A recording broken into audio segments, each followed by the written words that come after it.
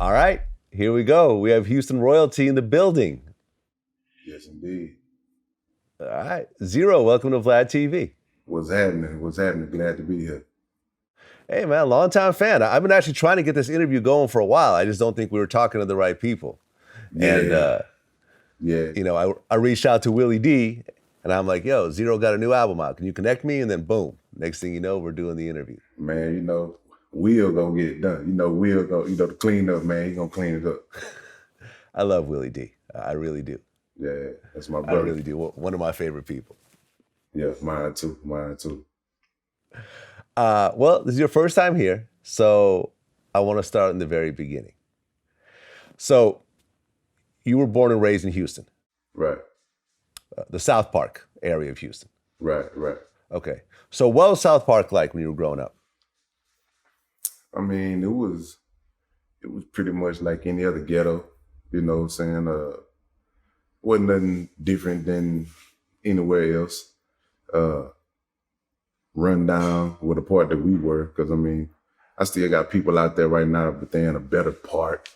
But I mean, what we were, Bell Chris, Bell Bay, over there in the street military part, Westover, all that type of stuff.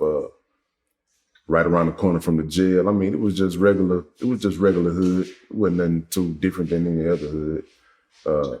I didn't really get to see it a lot because I couldn't come the fuck outside. So, unless I snuck out because it was too bad with the shooting and shit. Okay, because your mother died when you were 6. Right. How did she pass? Lupus. Yeah, lupus. Cancer can kiss my ass, but it's lupus, man. Yeah, that's tough. Trick Daddy has that, right? Right. Yeah, and I think Nick Cannon, he has that as well. Right. Yeah, that's a tough disease because it basically breaks down your own immune system, right? Yeah, it does. I didn't know what was going on. I think she hid it from most of the people in my family.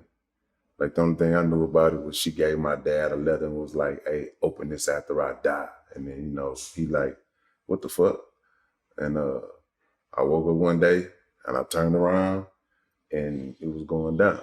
She was stiff, but still trying to, talk and shit. And before I know it, they was, doing chest compressions, and that was the last time I saw her.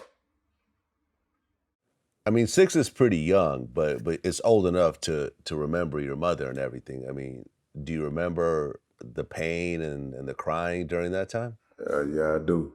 The one thing that I can't remember is being 6 years old. I don't know what her laugh was like, and I don't remember her voice at all.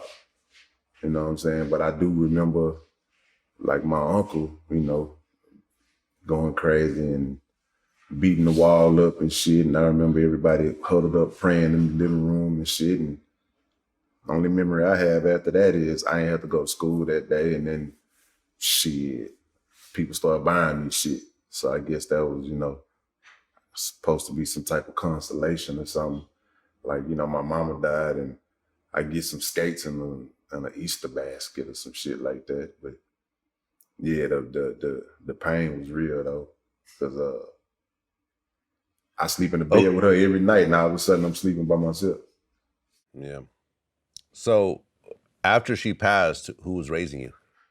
Her mother, my grandma Dorothy, and her sister, my auntie. We was already living in the same house. So we just kept it going. I stayed there and, kind of alternated. Went back to South Park, because at this time I was in Hiram Clark,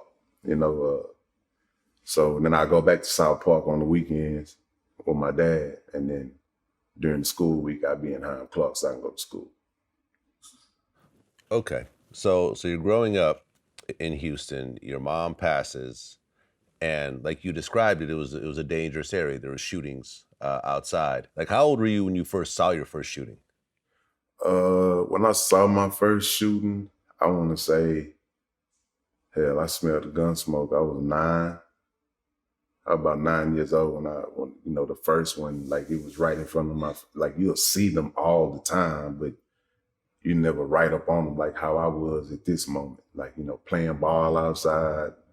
You know, my dad was like, you know, go out here and, you know, you can go across the street to Tyrone and Cheyenne house, you know, or you can go down the street to some people that went to church with us. You can go down to their house and play ball. I went down to their house and play ball. You know how this shit always starts. Somebody fouled somebody too hard, and then they got blown the fuck away. And it was like, shit, I'm going back in the house. That's all I could do. I saw the shit, I smelled the gun smoke, and the motherfucker turned around and looked at us, and it's like, this motherfucker was 9 or 10 years old too. So it's like, shit. So, I mean, shit was crazy.